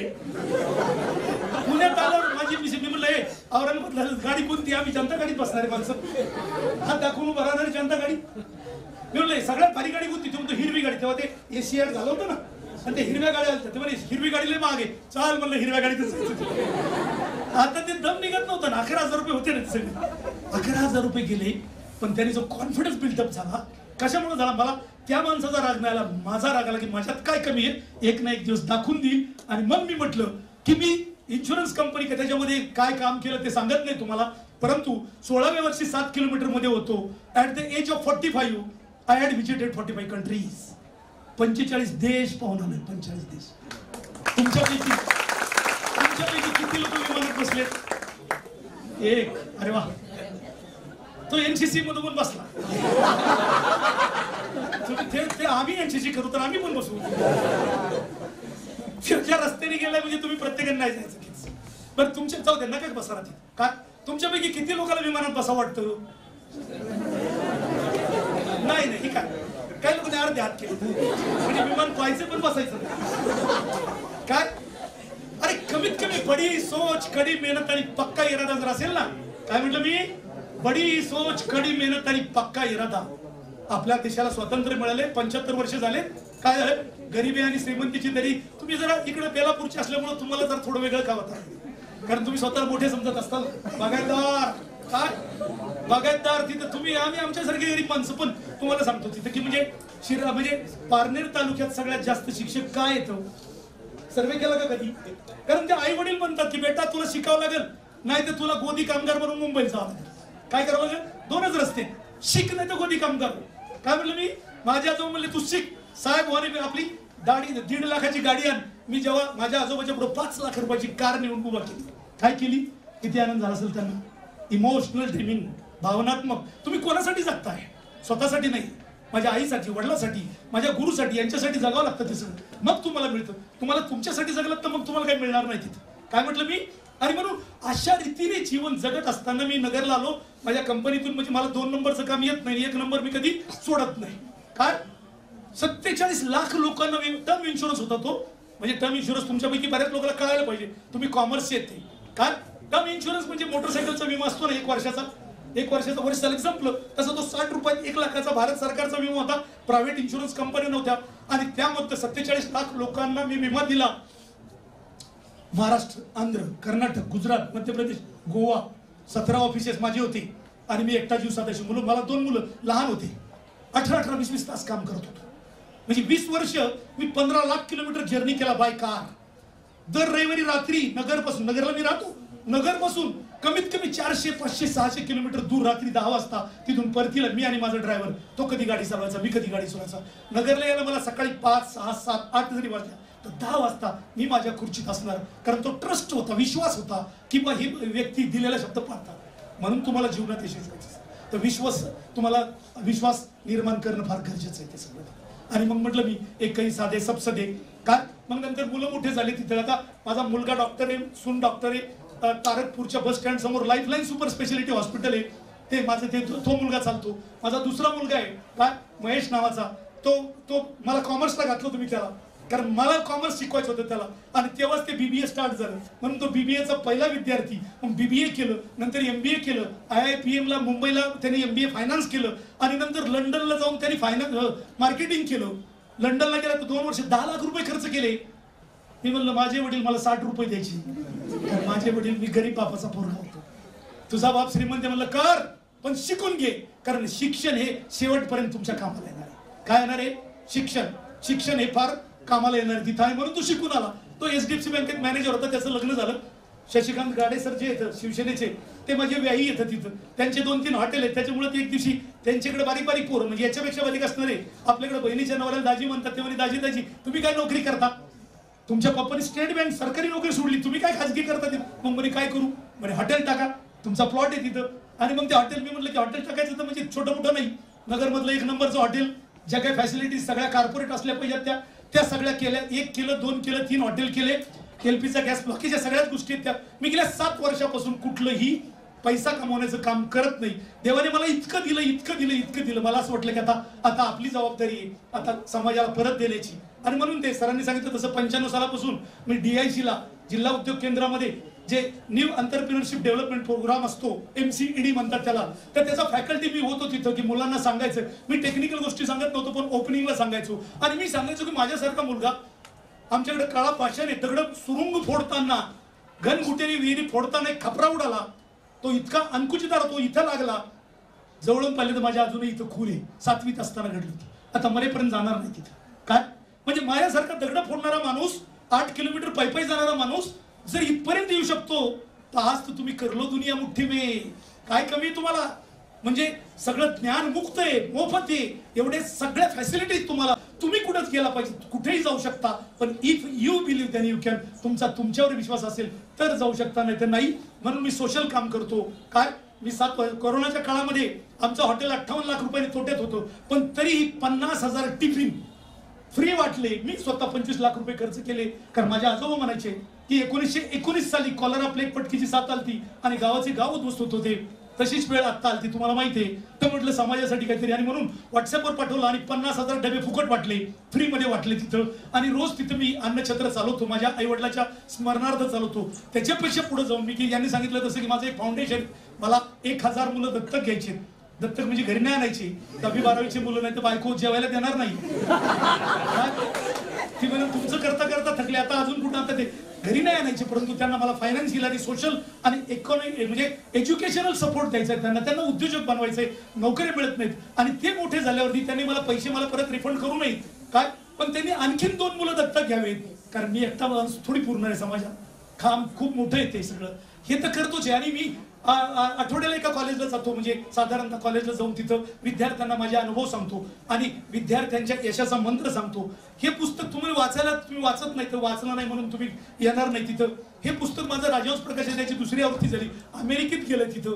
परंतु ते जरा वाचायला नाही म्हणून मग करोना काळामध्ये मी काय केलं, मला एक जण म्हटलं की तुम्ही कशाला हे लिहायचं काम करता ते सगळं. मग काय करू, म्हणजे तुम्ही बोलायचं काम करा, बोलताच ना, ते जरा आपण रेकॉर्ड करू, व्हिडिओ काढून नंतर ते देऊ. मग YouTube, Facebook, Instagram, त्याच्यावर NB धुमाळ जर टाईप केलं तुम्ही तर यशासंबंधी फक्त ओनली मी good morning, good night, Diwali, Dussehra, काय ईदीला कोणाला शुभेच्छा देत नाही. माझ्या शुभेच्छाने कोणाचं चांगलं होणार नाही, मला माहिती आहे. या शुभेच्छा द्यायच्याच नसतात, काही काम धंदे नसल्यामुळे असं करतात. जे करायचं ते प्रोडक्टिव्ह करायचं तिथं सगळं. आणि म्हणून मग मी ते 150 व्हिडिओ, त्याच्यापेक्षा जास्त व्हिडिओ NB धुमाळ या YouTube चॅनलवर आहेत तिथं सगळ्यात. पण ते जाऊ नये, मला असं वाटलं काहीतरी केलं पाहिजे. आणि म्हणून मी काय केलं, मागच्या 1 वर्षापूर्वी एक दुसरं पुस्तक लिहिलं, हे 100चे 111 मंत्र. हे पुस्तक राजहंस प्रकाशनाने प्रकाशित केलं. ते त्यांचा धंदा आहे. मी 2,500 कॉपीज विकत आणल्या, मला 20% डिस्काउंटने दिल्या.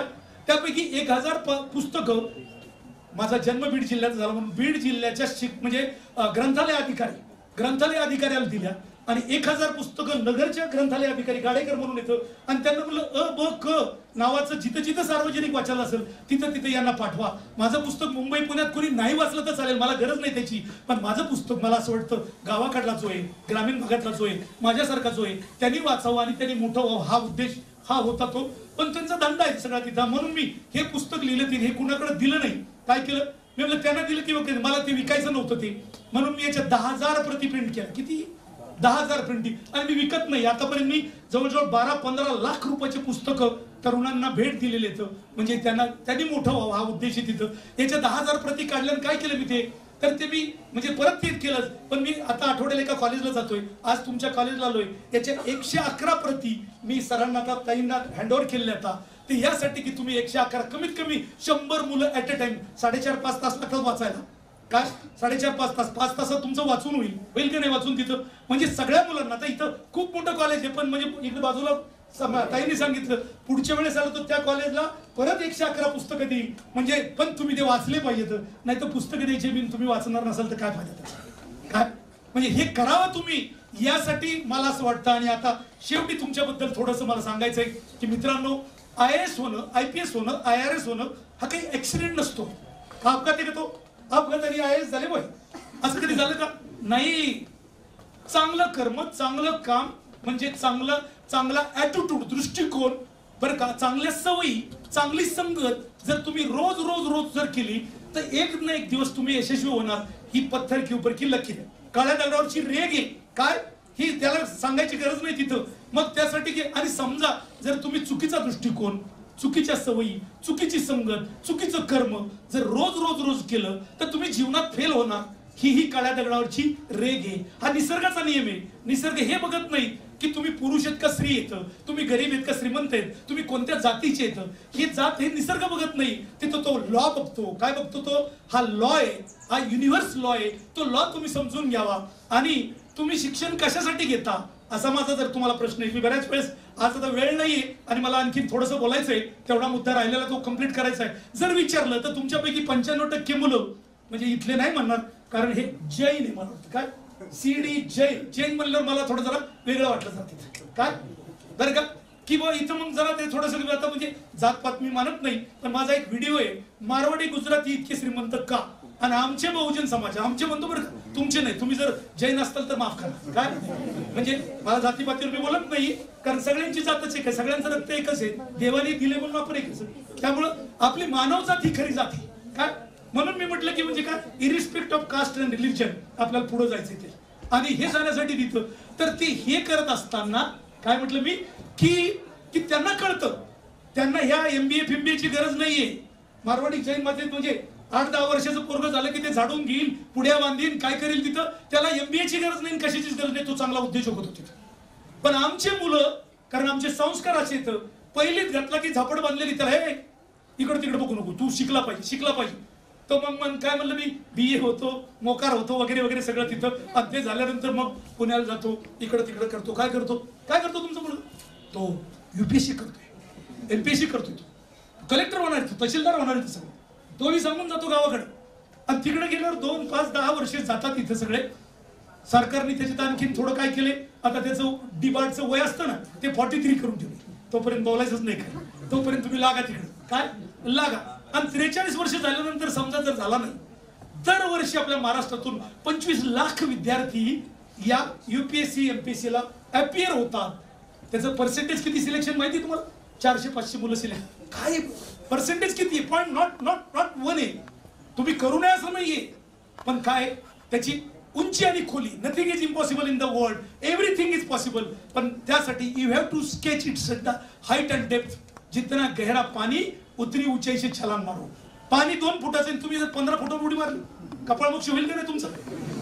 काय म्हटलं मी, तसं त्याची उंची तुम्ही कळून तर बघा, प्रिलिम करून बघा एकदा, हरकत नाही. पण अंदाज आई बापाला फक्त फसू नका. आणि या तुमच्याकडे प्लॅन B तयार पाहिजे, प्लॅन C तयार पाहिजे. नाही झालं तर दुसरा, तिसरा स्किल डेव्हलपमेंट करा, स्किल शिकून घ्या. नुसत्या डिग्र्या घेऊ नका, कारण आज 95% विद्यार्थ्यांना काय पाहिजे, मला डिग्री घ्यायची आणि डिग्रीच्या आधारे नोकरी मिळायची. हे शक्य नाही. तुम्ही शिक्षण कशासाठी घेताय, तर मी यासाठी शिक्षण घेतोय की मला जीवनात यशस्वी व्हायचंय. हे म्हणा, नक्कीच तुम्ही जीवनात यशस्वी व्हाल. पण त्यासाठी तुम्हाला काय करणं गरजेचं, ऑप्शन देऊ नका. ऑप्शन बऱ्याच वेळेस ऑप्शन होतं तिथे, मी मला 35% 65% सांगितलं ना तिथं. बऱ्याच वेळेस सर या सेमिस्टरला कोणते कोणते चॅप्टर ऑप्शन आहेत आम्हाला, काय इंटिग्रिटी कशा कशा ते, म्हणजे असं करू नका तुम्ही. रामायणाची सिरियल पाहिलीत तुम्ही, रामायणाचं रावणाचं युद्ध होत होतं आणि एक वेळेस ते लक्ष्मणाला शक्ती लागली. काय ते शक्ती लागल्यावर कोणीतरी त्या आयुर्वेदाने सांगितलं की ते काय आणावं लागेल म्हणे, जडीबुटी लागणार. जडीबुटी कुठे मिळते ती, हिमालयात हे दुर्गानगर पडून. मग आता ते कसं जायचं तिथं सगळं, मग हनुमान जाईल, दुसरं कोण जाऊ शकतो. हनुमानाला सांगितलं, हनुमान रात्रीच जाऊन रात्रीच परत यायचं, एका रात्री काय. मग रॉकेटच्या स्पीडने हनुमान तिथे गेले, पण तिथे गेल्यावर ते सगळं लुकलुकू करायला लागलं सगळं. का कोणती जडी कोणती मोठी काय कळलं ना ते सगळं. बरं त्यांनी लगेच व्हॉट्सअप काढला, काय लगेच मी कुठे तू कुठे वगैरे वगैरे करतो. तेव्हा काय व्हॉट्सअप होतं काही. हा मग काय केलं हनुमंतानी, काय केलं, ऑप्शन नाही ठेवलं. हात घातला खालून आणि पूर्णपणे द्रोणागिरी उचलला आणि निघून दिला. ते म्हटले कोणती जडी का कोणती बोटी घ्यायची ती घ्या, पण माझ्या लक्ष्मणाला तुम्ही दुरुस्त करा. ऑप्शन ठेवू नका, काय करू नका. ऑप्शन ठेवलं की तुमचं घोटाळा झाला समजा. आणि म्हणून मी म्हटलं की ज्ञान आपल्याला 100% आलं पाहिजे, व्यावहारिक ज्ञान आलं पाहिजे, बाकीचं अवांतर वाचलं पाहिजे तुम्ही. हे जर तुम्ही केलं तर तुम्ही जीवनात नक्कीच यशस्वी होऊ शकता. तुमच्या जीवनात तुम्हाला यशस्वी व्हायचं असेल तर तुम्हाला तुमच्या स्वतःवरती, तुमच्या अभ्यासावरती, तुमच्या गुरुजनावरती श्रद्धा आणि विश्वास ठेवावा लागेल. काय करावं लागेल, श्रद्धा आणि विश्वास ठेवावा लागेल. श्रद्धा आणि विश्वास कसा ठेवतात माहिती तुम्हाला, म्हणजे तुमच्यापैकी किती लोकांनी गीता, सगळे हिंदू असतील त्यांनाच विचारतो मी, सगळे हिंदू जवळ असतील मला वाटतं तिथं, गीता किती कोणी कोणी वाचलेली हो. एक नाही तुम्ही नाही, विद्यार्थ्यापैकी एक. वा वा वा, टाळ्या वाजा याच्यासाठी.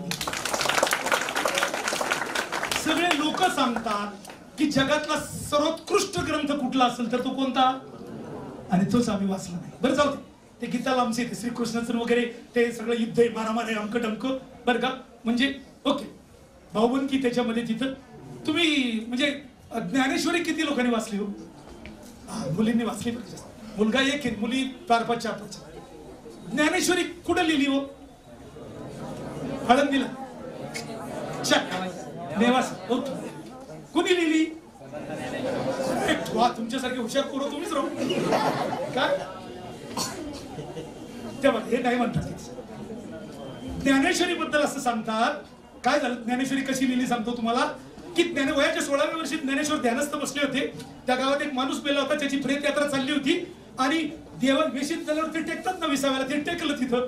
तर त्या माणसाची बायको, तिला वाटलं कोणीतरी साधू महाराज दिसतात, ती गेली आणि पाया पडली. पाया पडताना बांगड्या वाजल्या, डोळे झाकलेले होते. त्यांनी सांगितलं सौभाग्यवती भव, आशीर्वाद दिला. ती बाई रडायला लागली, म्हणे महाराज माझा नवरा मरून पडलाय, तुम्ही सौभाग्यवती असं कसं काय आशीर्वाद देत. ज्ञानेश्वराने डोळे उघडले, म्हणले अरे असं तो व्हायला नकोय, चूक झाली का काय माझ्याकडनं, कुठे तुझा राव, पण एका इथं पडलं. ज्ञानेश्वर महाराज उठले, त्याच्या तोंडावरनं हात फिरवला आणि म्हणले उठा सच्चिदानंद बाबा उठा. आणि चमत्कार झाला, चमत्कार झाला. ते प्रेत उठून बसलं. ते सच्चिदानंद बाबा घरी गेलेच नाहीत. आणि म्हणून असं म्हणतात शक्य 1212 टीका केली ज्ञानेश्वरे, सच्चिदानंद बाबा लेखकू झाला. काय झाला, लेखकू झाला. म्हणजे ज्ञानेश्वराने ज्ञानेश्वरी लिहिली नाही, ज्ञानेश्वरांनी सांगितली आणि लिहिली कोणी, सच्चिदानंद बाबांनी. त्याच ज्ञानेश्वरी बद्दल संत एकनाथ महाराज म्हणतात की काय म्हणतात की भावधोरणी वाचे ज्ञानेश्वरी, भावधोरणी वाचे ज्ञानेश्वरी, कृपा करी हरी तयावरी. काय म्हटले, कृपा करी. जर तुम्ही भाव म्हणजे श्रद्धा, भाव म्हणजे विश्वास, तुम्ही भाव आणि विश्वास धरून जर ज्ञानेश्वरी वाचली तर तो हरी म्हणजे पांडुरंग तुमच्यावर कृपा केल्याशिवाय राहणार नाही. विद्यार्थी मित्रांनो, तुमचे पाठ्यपुस्तक म्हणजे तुमची ज्ञानेश्वरी हो. काय, तिच्यावर विश्वास ठेवा, तुमच्या गुरुजनांवर विश्वास ठेवा आणि त्याच्यावर विश्वास ठेवून तुम्ही जर केलं तर तुम्हाला पांडुरंग नाही, तुमच्या जीवनात यश मिळाल्याशिवाय राहील का, मुळीच राहणार नाही. ते यश तुम्हाला मिळणारच आहे, पण त्यासाठी तुमची ओढ कशी आहे, तुमची ओढ कुठे आहे हे अत्यंत महत्वाचं आहे. ओढ म्हणजे आपल्याला कसं असतं, तुम्हाला दिसतं काय. अर्जुन सर्वश्रेष्ठ धनुर्धर का होता अर्जुन, कारण गुरु द्रोणाचार्याने विचारलं सगळ्याला की तुला काय दिसतंय, तुला काय दिसतंय. सगळ्यांनी वेगवेगळे उत्तर दिले. अर्जुनाने काय सांगितलं, मला फक्त त्या पक्षाचा डोळा दिसतोय म्हणे, डोळा सोड बाण. मग अर्जुनाला जर डोळा दिसत होता, तुम्हालाही कुणाचा डोळा दिसतोय, तिचा का त्याचा. असे जर डोळे पाहत बसले तुम्ही तर तुमचा सत्यानाश व्हायला वेळ लागेल का होते? नाही. म्हणून तुमची ध्येय, तुमची आवड, तुमची ओढ कुठे आहे? लहानपणी आम्ही पोहायला शिकलो गावाकडे, ओढ्यावर पोहायचो, विहिरीत पोहायचो. तुमच्यापैकी गावात बरेच ग्रामीण भागातले सरांनी मला सांगितलं की म्हणून मी जरा थोडं जास्ती बोलतो बरं सर, नाही तर शहरात असलो तर एवढं बोलत नाही. ती काय मला असं वाटतं ही मुलं माझ्या गावची असल्यासारखे वाटतंय म्हणून काय की तुम्हाला पोहायला येतं सगळ्यांना? Okay okay okay. पोहायला शिकण्यासाठी तो भोपळा बांधला, तुमच्याकडे पण मध्य असते. ओके. तर तो भोपळा बुडून येत नाही, बरोबर आहे ना? भोपळ्याच्या मदतीने हळूहळू टाकलायचं आणि ते हळूहळू चालायचे, अशी तिरपी करत चालायचे. आम्ही त्याचे शपटाल धरायचं. काय करायचं? शपटाल धरायचं. ते बरोबर असं तिरप करीत तिकडे घेऊन जायचं. लक्षात आलं? अशा रीतीने आम्ही नदी क्रॉस करायचो पुरातली तिथे. मी विचार करायचो की चला आम्ही हाताने पाणी ओढतो, पायाने डुबडुब करतो, पोहतो. हे जनावर आहेत, यांचे पाय खांबासारखे लवचिक नाहीत, मग त्यांना असं पाणी ओढता येत नाही, तरीही ते पुरातून कश काय तिकडे जात असतील? याचं कारण आहे की त्यांना ओढ त्या घराची लागलेली आहे. तुम्हाला ओढ कशाची लागलेली आहे हे तुम्हाला कळायला पाहिजे. काय? जिद्द आणि चिकाटी नावाची तुमच्याकडे पाहिजे. तुम्ही एखाद्या किल्ल्यावर गेलात, जुन्या वाड्यावर गेलात, तर तिथं पिंपळ उगवलेला असतो, माहिती का? फक्त तुम्ही चिरेबंदी वाड्यावर पिंपळ उगवलेला असतो. पिंपळाचं बी मोहरीपेक्षा बारीक असतं.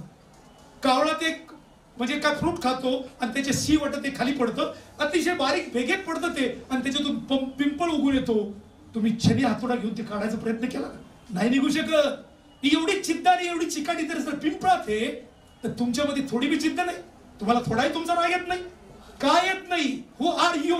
म्हणून मी म्हटलं तिथं की अशी चिद्द आणि चिकाटी म्हणजे मी इथपर्यंत का आलो असेल, काही कारण असेल का नाही? तर मला कोणी विमानाचं तिकीट काढून दिलं असेल? कोणी देणार नाहीये, कोणी देणार नाही. तूच आहे तुझ्या जीवनाचा शिल्पकार, भिवू नकोस. स्वामी समर्थांनी म्हटलंय का, आता तुम्हाला म्हणजे मी तुझ्या पाठीशी असं मानण्याचे दिवस गेलेत, आता तुम्हीच तुमच्या पाठीशी आहात. तुम्हालाच उभं राहायचंय, तुम्हाला पुढे जायचंय. पण त्यासाठी काय करावं लागेल? म्हणजे मी म्हटलं की या पद्धतीने करावं लागेल. तिथं वेळेचं महत्व जाणा. वेळ, टाइम इज अ मनी, नाही मोर दॅन मनी. कारण पैसे तरी आपल्याला उसने, कर्जावर, भीक मागून, चोरी करून मिळत येईल, पण वेळ मात्र कशानेच मिळत नाही. काय? एकदा गेला वेळ, तोंडातून सुटलेला शब्द आणि गेलेली वेळ कदापि परत येणार नाही. म्हणून वेळेला जपा, वेळेला समजून घ्या. मोठ्या मोठ्या शहरामध्ये तुमच्या गावात पण सिग्नल आहेत ना, सिग्नल, काही सिग्नल हे सेकंदाचे असतात तिथं, पण काही महागांना, तेवढ्या महाभागांना तिथं थांबण्याची वेळ नसते. तिथं ते सिग्नल तोडतात आणि तोडल्यावर काय होतं? 100-500 रुपयाचा दंड तरी होतो, किंवा स्वतःचा किंवा दुसऱ्याचा जीव तरी धोक्यात घालू शकतो का? तुमच्याकडे काही सेकंद सुद्धा नाहीत का तिथे? सगळे तिथं आहेत, पण तुमचं जे यंग ब्लड आहे ते तुम्हाला तुमच्या डोक्यात वेगळंच, म्हणजे ते गोरे असतात ना गावाकडले जनावर, तिथे वर शब्द केले की थांबतच नाही ते. तसे तुम्हाला शब्द नाहीत म्हणा तेव्हा दिले ते, पण जर थांबत झाला तिथे सगळं. तिथं काय वेळ नाही का तुमच्याकडे तेवढा? नाही, मी कॉलेजमध्ये करतो, वेळ नव्हता वगैरे वगैरे सगळं. तुम्हाला एखाद्या मित्राने म्हणलं चल तुला चहा भजे खाऊ घालतो का? किंवा एखादी मैत्रीण म्हणली चल तू मला चहा भजे खाऊ घाल, तर तुम्ही चहा भजे काय तास काय 2 तास व्हायला घालताल का नाही? का नाही घालणार? म्हणजे वेळ, वेळेचं महत्व जाणा, वेळेचं महत्व तुम्ही जाणा. आणि या पद्धतीने जर तुम्ही जर गालात, मी काय म्हटलं तिथं की तुम्हाला जर डोळेच पाहिजे असतील तर त्या माय बापाचे डोळे पहा. काय करा? ज्या लावून बसलेत, माझा लाल, माझा बाळू, माझी ताई उद्याच्याला मोठं होणार आहे आणि आमचं नाव रोशन करणार आहे. काय करणार आहे? तर इतकं मोठं स्वप्न, जर डोळे लावून आस लावून बसले, तर तुम्हाला जर डोळे बघायचे असेल तर त्यांचे बघा. तुमचं हे जे मस्तक आहे ना, मस्तकाबद्दल सांगितलं जे मी, पण हे तुमचा मोबाईल आहे तुमच्याकडं अँड्रॉइड आहे का? तुम्ही काय काय बघता त्याच्यामध्ये? काय वाईट बीट बघत नाही का? काही ते तुम्ही चांगले काय? तुम्हाला सांगतो, आपल्या डोक्यात जशी बुद्धी आहे, डोक्यात बुद्धी आहे ना, तसं मोबाईल म्हणजे डोकं आहे आणि त्याचं सिम म्हणजे बुद्धी आहे. काय? सिम. आता त्या सिम मध्ये काय सेव्ह करायचं आणि काय डिलीट करायचं हे कोण ठरवणार? तुम्ही ठरवणार का मी ठरवणार? काय त्यामध्ये काय ठरवायचं आणि काय सेव्ह करायचं आणि काय डिलीट करायचं हे तुम्हीच ठरवणार. त्यामुळं चांगल्या चांगल्या गोष्टी ठरवा. त्याच्यावरती आज आपला सर्वे आला. आपल्या देशामध्ये सगळ्यात वाईट जर काय झालं असेल, त्या पोरांचं वाटलं कुणी केलं असेल तर त्या मोबाईलने केलेलं आहे. ते सर्वे सांगतो जगातले सगळ्यात जास्त डेटा आपल्या देशात वापरला जातो आणि नको त्या गोष्टी. म्हणून तुम्हाला सगळ्यात मोठं आव्हान आहे की तुम्ही त्याच्या नादी लागू नका. चांगली संगत ठेवा. मोबाईल मधून वाईट वेळ नाही तर काही नालायक म्हणजे बापाच्या पैशावरती डेटा मिळतो ना, तो डेटा खर्च करून नको त्या वाईट गोष्टी बघतायत, नको ते उघडे नागडे फोटो ठेवतायत. म्हणजे अशा नालायक मुलांनी आई बापासाठी त्यांना समाजामध्ये कुठलाही थारा नाही. तुम्ही त्यांना फसवत नसून तुम्ही स्वतःची फसवणूक करताय. परमेश्वर तुम्हाला कधी माफ करणार नाही. म्हणून हे वय तुमचं आहे. आता सध्या उरलेले, आता तुम्ही साधारणतः 20 वर्षाच्या आसपास असावेत मला वाटतं, 20-22 वर्षाचे असतात कदाचित अंदाजे, मला असं वाटतं. पुढचे 5 वर्ष तुमच्यासाठी इतके महत्वाचे आहेत की तो टर्निंग पॉइंट असणार आहे तुमचा. काय तुमचे आता हे काय चाललेले, सध्या तुमची ग्राउंड वर्क चाललेले, तुम्हाला टेक ऑफ करायचंय. काय करायचंय? Take off. विमानात बसायचं ना सगळ्याला, मी बसून देईन, तुम्हाला तिकीट काढून देईन, चिंता कोणाकोणाला बसायचंय. वर हात करा बरं, बघू ना. तरी मी अर्धेच हात वर करताय, फुकट देतो तरी. आता काय म्हणावं तुम्हाला, म्हणजे तुम्हाला एकदम म्हणजे कपाळ करंट म्हणावं की दैव देत आणि कर्म घेऊन जात असं म्हणावं का, काय म्हणावं ते सगळं काय. पण त्यासाठी बडी सोच, कडी मेहनत आणि पक्का विरादा. रोज सकाळी उठल्यानंतर तुम्ही एक फक्त म्हणत जा की जसं स्वातंत्र्यापूर्वी लोकमान्य टिळकांनी नगरच्या एका सभेमध्ये म्हटलं होतं की स्वराज्य हा माझा जन्मसिद्ध अधिकार आहे आणि मी स्वराज्य मिळवणारच. काय होतं का नाही, मिळवणारच ची भाषा होती. स्वराज्य मिळालं तर द्या, जमलं तर द्या, नाही जमलं तर नका देऊ, असं म्हटलं का? ते नाहीये. स्वराज्य मिळाले, पण आता खऱ्या अर्थाने आपल्याला आपलं स्वातंत्र्य, आर्थिक स्वातंत्र्य आपल्याला कमवायचं. ते कमवण्यासाठी तुम्ही रोज म्हटलं पाहिजे की यश आणि यशस्वीता हा माझा जन्मसिद्ध अधिकार आहे आणि मी यशस्वी होणार आणि होणारच ची भाषा जर वापरली तर मला नाही वाटत कोणता मायका लाल काय तुमच्या यशापासून तुम्हाला दूर राहील. म्हणून तोपर्यंत तुमच्या यशाचा जो पतंग आहे तो उंच उडाला पाहिजे. उद्या आज पतंग काहीतरी हे संक्रांत आहे. मी सरांना विचारलं, म्हणलं संक्रांतीची मुलं येतील का पतंग उडत? नाही म्हणे, आमची मुलं तसे नाही. आणि ते आज नाही का, परवा, हा परवा 15 तारखेला. ओके बरं का. तर तो पतंग उंच उडतो. तो पतंगामुळे नाहीये, कशामुळे उडतो माहितीये का? तो दोर आणि मांजामुळे उडतो. आणि दोर आणि मांजा म्हणजे सेल्फ डिसिप्लिन आहे. काय? स्वयंशिस्त आहे. जर दोर आणि मांजा तुटला तर तो पतंग राहतो का? चोळा मोळा गोळा होऊन तो खड्ड्यात जातो. तसं स्वयंशिस्त, सेल्फ डिसिप्लिन हे सगळे मंत्र या पुस्तकात दिलेलेच आहेत. मी उगाच त्याच्यावरती जात नाही. तिथे ते हे मंत्र म्हणजे सेल्फ डिसिप्लिन, स्वयंशिस्तीने जर तुम्ही वागलात तर मला नाही वाटत तिथं उगाच असं म्हणजे ग्रामीण भागात शहरामध्ये, आता श्रीरामपूर काही गाव नाही झालं, शहर शेतीचं, म्हणून उगाच आलतू फालतू सैराटपणा करू नका. काय सैराटपणा करू नका. नाहीतर तुम्ही जर सैराटपणा जर केला, काय बऱ्याच सैराटपणा करायचं तर कर्तृत्वाचा करा. सैराटपणा करायचं तर तुमच्या आईवडिलाच्या आशा लावून बसले त्याचा करा, म्हणजे तुमच्या यशाचा करा. एकदा तुम्ही यशस्वी झाल्यानंतर आताच्या गोष्टी सोडून द्या. काय नंतर तुम्ही चिंता करू नका. काय तुमच्या पाठीमाग म्हणजे 17 पुरीचे बाप तुमच्या माग म्हणजे लोटागुळीत आल्याशिवाय राहणार नाहीत. पण जर आता जर तुम्ही घोटाळा केला तर मग मात्र कोणतीच मुलगी, कोणतीच मुलीचा बाप तुमच्या मागे येणार नाही आणि तुम्हाला जन्मभर अलख निरंजन म्हणून राहावं लागेल. जर अलख निरंजन राहायचं नसलं काय. आणि मी आमच्या ताईंना माईंना सांगतो की आमच्या मराठवाड्यामध्ये सगळ्यात जास्त जर आत्महत्या होत असतील तर त्या फक्त लग्नामुळे, हुंड्यामुळे. तुमच्याकडे कदाचित नसेल तसं, पण तरी आपल्या या समाजामध्ये, बहुजन समाजामध्ये एवढे कर्जबारीवर, मी स्टेट बँकेत ऑफिसर, तुम्हाला माहिती आहे की कसे NPA मध्ये का जातात वगैरे वगैरे. महत्वाचं कारण आहे की तो लग्न भाऊबंधांना दाखवण्यासाठी किंवा हुंडा देण्यासाठी ह्या सगळ्यामुळे आत्महत्या होतात. तुम्हाला हात जोडून विनंती करतो, तुम्ही अशा मुलाशी लग्न करतो, गरीब असला तरी चालेल पण कर्तृत्वान पाहिजे, हुंडा न मागणारा पाहिजे. हुंडा मागत असेल तर तुम्ही त्या लग्नाला रिफ्यूज करा, कारण तुम्ही तुमच्या माता पित्यांना म्हणजे त्यांच्या तुम्ही भावनाची त्यांना तर वाटतं आपली एकुलती एक मुलगी आहे, ते ज्यांच्याकडे पैसे त्यांना करू द्या. आमच्या भाऊबंधांनी केलं म्हणून आम्हाला करायचंय. कुणी उपाशी मेल्यानंतर कुणी तुम्हाला अर्धा ग्लास पाणी किंवा भाकरी द्यायला येणार नाही तिथं. म्हणून म्हटलं की ते ह्या गोष्टीकडे तिकडे जाऊ नका. तुमच्या जीवनाचे तुम्हीच शिल्पकार आहात आणि म्हणून चांगलं कर्म केलं तर काय होऊ शकतं. म्हणून कोणीतरी असं म्हटलंय की कर्म तेरे अच्छे है तो तकदीर तेरी दासी है, कर्म तेरे अच्छे है तो तकदीर तेरी दासी है और नियत तेरी अच्छी है तो घर में मथुरा काशी है. काशी मथुरेला जायची गरज नाहीये आणि त्यासाठी तुम्हाला काय करावं लागेल, कष्ट तर घ्यावंच लागेल. काय जीवन का इम्तिहान आसान नहीं होता, जीवन का इम्तिहान आसान नहीं होता और हर पत्थर को भगवान बनने के लिए काय टाकीचे घाव सुचल्याशिवाय देवाला देव पण मिळत नाही. तुम्ही आता 4 वर्ष जर थोडे कष्ट केले तर राजासारखं जीवन जगताल आणि आता जर मजा केली तर गाढवासारखं वो जो जन्मभर व्हावा लागेल. काय करावं लागेल, चॉईस इज युअर्स आहे. काय म्हणून राजासारखं जीवन जगायचंय. आता जेवढे कष्ट करताय फोकस करा. काय करा, फोकस करा आणि तुमच्या जीवनाचे तुम्ही राजे बना. त्यासाठी मी तुम्हाला हार्दिक शुभेच्छा देतो. या सरांनी मॅडमनी ताईंनी मला इथं बोलवलं असं वाटतं की म्हणजे well begin is the half done. Madam म्हणे सरही म्हणले आल्यावरती की पुढच्या वेळेस आता आमचे थोडेच विद्यार्थी आले, पुढच्या वेळेस जरा ओपन कार्यक्रम घेऊ म्हणलं वगैरे. देवाची इच्छा असेल जगलो वाचलो तर, कारण आता 68 वर्षाचा आहे, पण परमेश्वराची कृपेने जगेल आणि परत एकदा भेटण्याचं आश्वासन देऊन तुम्हा सर्वांना नवीन वर्षाच्या कोटी कोटी शुभेच्छा देऊन मी आपल्याला जय हिंद.